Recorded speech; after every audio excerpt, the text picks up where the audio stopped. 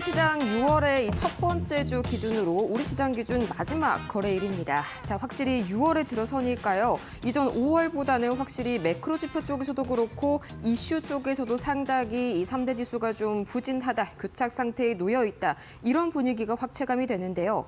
밤사이에도 관련해서 긍정적인 이슈보다는 아무래도 좀 부정적인 모멘텀들이 많이 나왔습니다. 저와 함께 밤사이에 있었던 이슈들 첫 번째부터 하나하나 챙겨보시죠. 자, 가장 먼저 우리 시각으로 오늘 새벽 3시에 공개가 됐었던 미 연준의 경기 진단 보고서죠. 바로 베이지북. 역시나 미국 경제가 전반적으로 소폭 둔화된 게 확인이 됐습니다. 제조업과 소비는 약세를 보였고요. 또 고용은 정체가 된 반면에 임금과 물가는 완만하게 상승 중입니다. 최근 몇 주간 미국 내 경제 활동은 전반적으로 다소 위축된 흐름을 보였다. 이 베이지북이 이야기를 했는데요. 그 원인으로는 관세 부담과 이어서 당연히 정책 불확실성이 핵심 변수로 꼽혔습니다.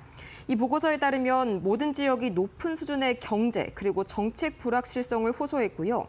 이로 인해서 기업과 가계 모두 의사결정을 미루고 조심스러운 관망 태도를 보이고 있다라고 전했습니다. 연준에 이어서 가계까지 비슷한 분위기가 관통을 하고 있네요. 자, 이 물가는 완만한 수준으로 올라섰지만 향후 가격의 상승 속도, 즉 물가의 상승 속도는 더 빨라질 것이라는 전망이 여러 지역에서 나왔고요. 특히나 이 관세로 인한 원가 부담을 소비자에게 전가하겠다는 기업들 앞으로 3개월 이내에 가격 인상을 단행할 계획으로 나타났습니다. 더 이상은 가격 인상을 미룰 수가 없다는 말이겠죠. 이 보고서에 따르면 12개 지역 중에 절반은 경제 활동이 소폭에서 중간 수준으로 둔화됐고 3곳은 변화가 없었고요. 나머지 3곳은 소폭의 성장을 기록했습니다. 소비 지출은 지역마다 차이를 보였는데요. 이 주택 거래는 거의 변동이 없었습니다. 고용은요, 대부분의 지역에서 정체, 이 플랫 수준으로 묘사가 됐고 기업들은 아무래도 불확실성 때문에 신규 채용을 미루는 듯한 그런 분위기였습니다. 노동 수요도 전반적으로 약해졌고요. 임금은 완만한 상승세를 유지했습니다. 특히나 이번 보고서에서 상당히 좀 눈에 띄었던 점이 관세, 즉 tariff라는 단어가 122회나 등장을 했다는 건데요. 불확실성이라는 표현도 80회나 등장을 하게 되면서 그만큼 기업들의 심리와 전망이 많이 위축되고 있음을 반영을 했고요. 마지막에 이런 결론을 보고서가 냈습니다. 이 모든 지역에서 불확실성이 커졌고 그만큼 이 기업과 가계 모두 신중한 태도를 취하고 있다. 또 관세 불확실성이 여전하기 때문에 기업들이 투자나 고용 확대에 쉽게 나서지 못하고 있다라고 덧붙였습니다. 이 결국에는 여전한 이 불확실한 대외 환경 때문에 미국 경제 전반에 이 기업부터 가계 그리고 연준까지 신중 모드로 돌입을 했다라는 신호들이 계속해서 나와주고 있고요. 이 공교롭게도 밤사이에 발표가 됐었던 이 ISM 서비스업 지수 또 이어서 ADP 민간 고용까지 이런 베이지북의 이런 모든 결과들을 그대로 보여주는 듯 했습니다.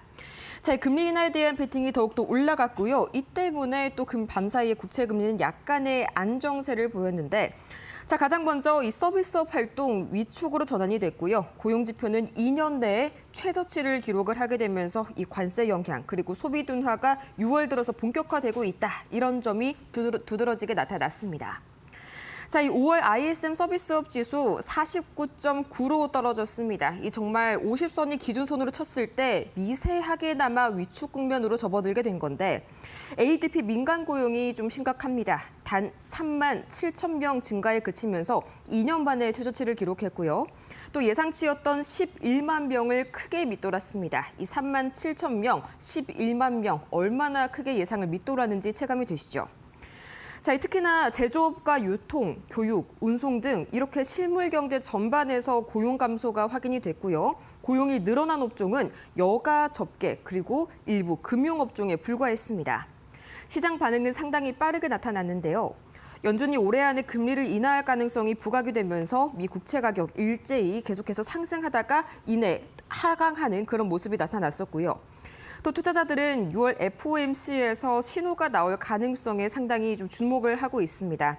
다만 연준은 여전히 이번 주 금요일에 발표가 될 BLS의 공식 고용 보고서를 포함해서 정보 통계를 중심적으로 판단하겠다는 원칙을 고수하고 있습니다. 이 상당히 눈에 띄었던 점이 저 같은 경우에는 이 소비 심리의 변곡점이 눈에 상당히 띄더라고요. 5월 자동차 판매 둔화처럼 고관여 소비라고 하죠. 이 자동차나 가전처럼 가격이 크고 한 번 살 때마다 신중하게 고민하는 분야의 소비부터 위축 흐름이 감지가 되고 있습니다.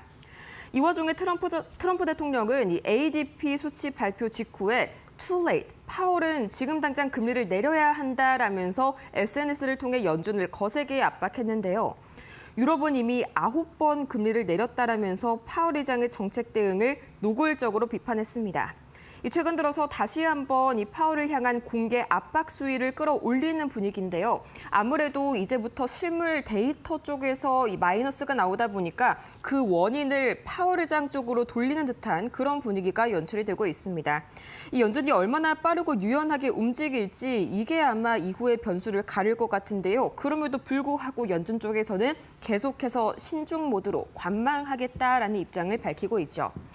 자, 여기에 이어서 트럼프 대통령이 밤사이에 비난의 목소리를 높인 건 비난 파월 의장뿐만이 아니었습니다. 약간의 트럼프 대통령도 마음이 조마조마한 것 같습니다. 이 작심 발언을 이어갔는데요. 계속해서 이 시진핑 주석에 대해서도 밤사이에 비난의 목소리를 높였습니다.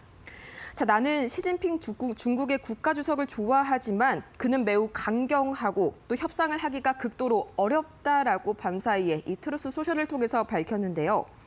실제로 지난 3일 왕이 외교부 장관은 데이비드 퍼듀 주중 미국 대사와의 첫 회동에서 미국이 화웨이 규제, 그리고 AI 칩 수출 제한, 또 유학생 비자 취소, 이렇게 일방적인 조치를 통해서 합의를 먼저 위반했다라고 주장했죠.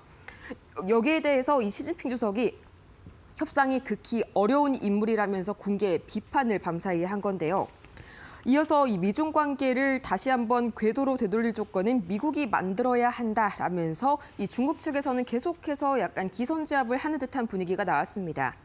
그리고 그 불똥이 이제는 빅테크까지 번지고 있는데요. 밤사이에 애플과 알리바바의 AI 협력 프로젝트, 이 베이징 당국의 승인을 받지 못하게 되면서 중단됐다는 이 파이낸셜 타임스의 보도가 나왔습니다. 중국은 관련 심사를 국무원 차원으로 올린 반면에 이 미국 상무부는 파트너십에 상당한 안보 우려를 표하기도 하면서 법적 개입은 하지 못하고 있는 그런 흐름들이 포착이 됐고요. 이렇게 승인 지연이 장기화된다면 당연히 애플은 중국 시장에서의 화웨이 등의 로컬 경쟁사에 더욱더 밀리는 흐름이 나오겠죠. 실제로 애플의 중국 프리미엄 스마트폰 시장 점유율은 빠르게 하락 중입니다. 2023년 초 70%에 달했던 점유율이 올해 1분기 47%가량으로 떨어졌고요. 화웨이는 반면에 같은 기간 13%에서 35%로 올라왔습니다. 이 미중 갈등이 다시 한번 격화가 된 이후에 첫 번째 희생양이 된 애플. 이 관세 정쟁이 비단 재무적인 리스크에만 국한되지 않고 시장 점유율, 더 나아가서는 기술 패권을 둘러싼 경쟁력까지 쇠퇴시키고 있다는 경고 등이 켜졌습니다. 자, 하지만 이 트럼프 대통령의 최근 입지 자국 내에서도 녹록치가 않아 보입니다. 이 밤사이에 빅 뷰티풀 빌이죠. 이 대규모 감세 법안이 앞으로 이 연방 재정 적자를 2조 4천억 달러가량 늘릴 것이라는 이 CBO의 분석까지 나왔습니다. 계속해서 전방위적으로 압박이 가해지고 있는 트럼프 대통령, 이 미 의회 예산처가 해당 법안이 지출은 1조 3천억 달러 줄이지만 세입이 3조 7천억 달러나 줄어든다고 밝혔는데요. 이 법안 지난달 하원을 가까스로 통과했었죠. 상원에서는 공화당 내부 반발에 부딪히고 있는 모습이 지속적으로 포착이 되고 있는데요. 여기에 대해서 론 존슨 의원은 이 법안을 윤리적으로 문제 있는 괴물이다 라면서 강하게 비판했고요. 또 팬데믹 이전 수준으로 지출을 되돌리자, 이렇게 법안을 분리하자라는 제안까지 내놨습니다. 하지만 트럼프 대통령은 모든 걸 한 번에 처리해야 한다라면서 해당 제안을 일축하는 모습을 보였는데요. 여기에 불을 지핀 게 또 일론 머스크죠.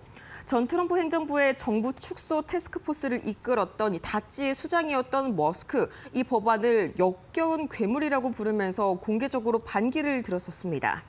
여기에 이 랜드폴, 또 토머스 매시 의원 등 일부 보수 성향 의원들이 머스크의 입장을 지지하게 되면서 최근 들어서 이번 주 들어서 테슬라의 주가가 흔들리는 모습이 관측이 됐었습니다. 트럼프 대통령은 이 법안을 7월 4일까지 통과시키겠다, 이런 목표를 밝힌 상태인데요. 하지만 이 상원 내의 갈등, 그리고 재정 건전성 우려까지 계속해서 빨간 경고등이 켜지게 되면서 이 공화당 내부의 균열이 본격화되고 있다라는 신호가 감지가 되고 있습니다. 자, 이런 가운데 밤사이 테슬라의 주가 여전히 급락하는 모습, 특히나 장 초반에는 5%나 급락하게 되면서 저도 굉장히 깜짝 놀랐습니다. 이 최근 테슬라를 고점에 매수한 투자자분들께서는 아무래도 좀 상당히 고통스러운 한 주였지 않나 싶은데요. 자, 이 글로벌 판매 부진에 CEO 리스크, 또 이어서 정책 불확실성의 차익 실현까지 상당히 좀 복합적인 요인들이 작용을 했는데요. 밤사이 새롭게 나온 소식, 첫 번째 글로벌 판매 부진 역시나 지속이 되고 있습니다. 테슬라의 5월 독일 판매량이 전년 대비 36%나 감소했고요. 또 중국 상하이의 공장 출하량도 15%나 줄었습니다. 이 판매량이 아니라 공장 출하량이라는 점 방점을 찍어주시면 좋을 것 같습니다. 또 이어서 영국과 독일, 이탈리아 등 유럽 주요 시장에서도 5개월 연속 판매 감소세가 이어지고 있는데요. 반면 이 중국 내 경쟁사인 비야디 같은 경우에는 같은 기간 판매가 늘어나게 되면서 테슬라의 시장 점유율을 잠식하고 있습니다. 계속해서 애플과 화웨이의 관계를 보는 것 같은 그런 현상이 테슬라에게서도 그대로 나타나고 있는데요. 이후에도 이 CEO 일론 머스크의 정치적 행보 아직까지는 좀 미련을 버리지 못한 것 같습니다. 이 머스크가 최근 트럼프 대통령과의 공개적인 갈등을 이어가고 있죠. 특히나 철강과 알루미늄 관세 인상 간밤에 드디어 서명이 완료가 됐는데요. 여기에 대해서 자동차 업계 전반의 수익성 악화 우려가 커지게 되면서 여기에 대해서도 상당히 불쾌한 그런 심기를 드러냈고요. 또 이후에 테슬라가 자율주행차 규제 등에서 정부와 협력할 때 또 정부가 미국 정부뿐만이 아니라 이외에 다른 중국이라든지 이외 해외 정부를 의미를 하는 거겠죠. 여기에서도 상당히 불리하게 작용을 할 수 있다는 우려가 심화가 되고 있습니다.